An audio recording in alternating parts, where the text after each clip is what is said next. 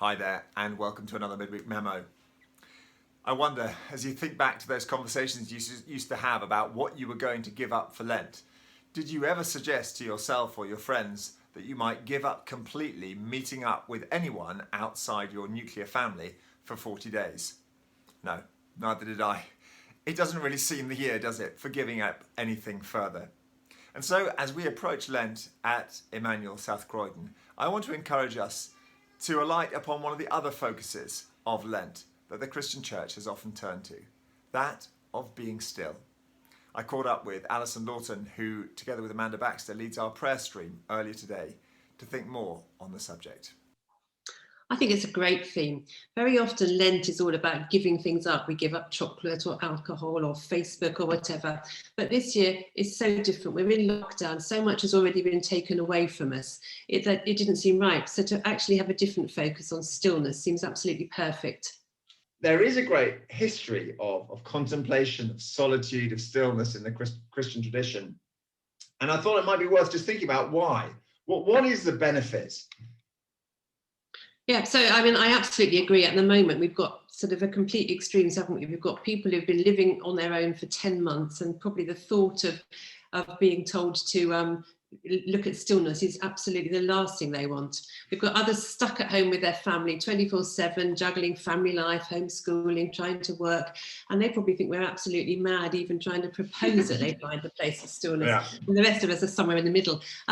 So I think the thing that I really like with this theme is it's about intentional stillness.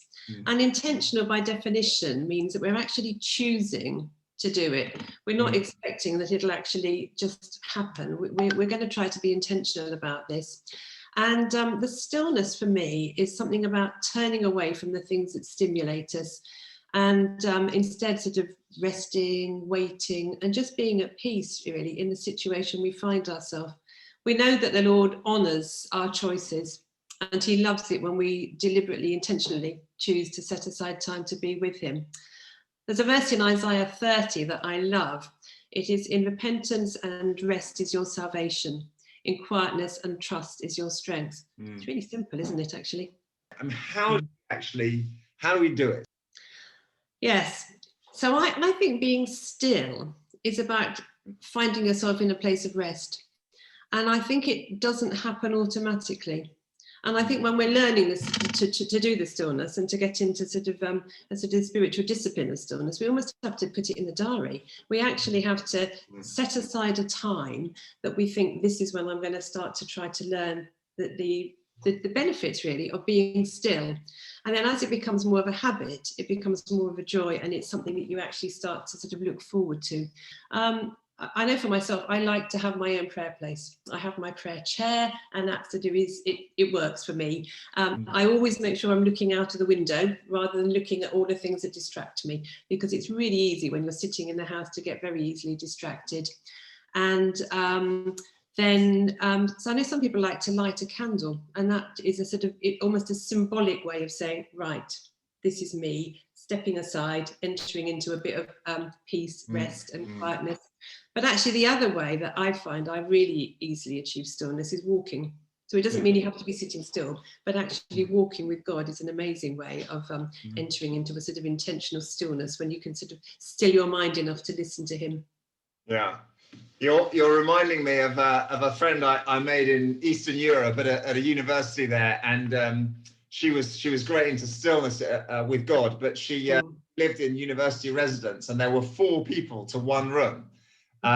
What she would do, the very big windows with big curtains, so she'd go and step behind the window and tuck herself in behind the curtain, and that was her special prayer place. So it's possible to do in proximity with others. Hopefully that's not what others have to do this time around. Now listen, Alison, how long? Here's a great technical question. How long do we have to go for? Start small, start manageable. Don't put in place something you're going to dread, but actually think, let's go for 5 minutes. And if that works, great. And what if, as we're going along, our mind is just wandering all over the place? Oh, that's normal, because actually we live such busy lives. There's always a sort of to-do list, isn't there? We've always got something that we need to do. So I have 2 things. I have my notepad to write down the things that are distracting me. When I suddenly remember I need to buy tea bags, I've got my notepad, I've got my prayer journal or my book where I write down the sort of things I want to reflect on. Sometimes it might be a verse or a line for some music or something. And so I have that to write things down to sort of keep me on track. Mm-hmm. Brilliant. Now, you've not just given us some practical tips. You've actually worked incredibly hard, Alison, and I want to express thanks on behalf of the whole church family to you for this, on providing some resources for Lent for this. So just help us understand a little bit how they can help. So what we've done this year is we're going to be providing one resource each week, and we've taken the passage that you or Ben or someone would be preaching on the Sunday, and we've just picked out a verse from there, and we've come up with a couple of pictures, some music, a couple of pieces of music, and just a couple of things. We've said ponder, so it is look, ponder, listen, and that there are very few words. It's about sort of hopefully being fairly stripped back and just enabling people to just sort of step aside, to have a few minutes of stillness and something to sort of fill your mind a bit as you're looking at them. Many thanks to Alison and also to Ian Christie for the hard work that he put into formatting those resources. You'll receive the first batch, an introduction to that, this weekend. And then the first instalment will come out with the Midweek Memo, and one each week thereafter on a Wednesday. Thank you for joining us.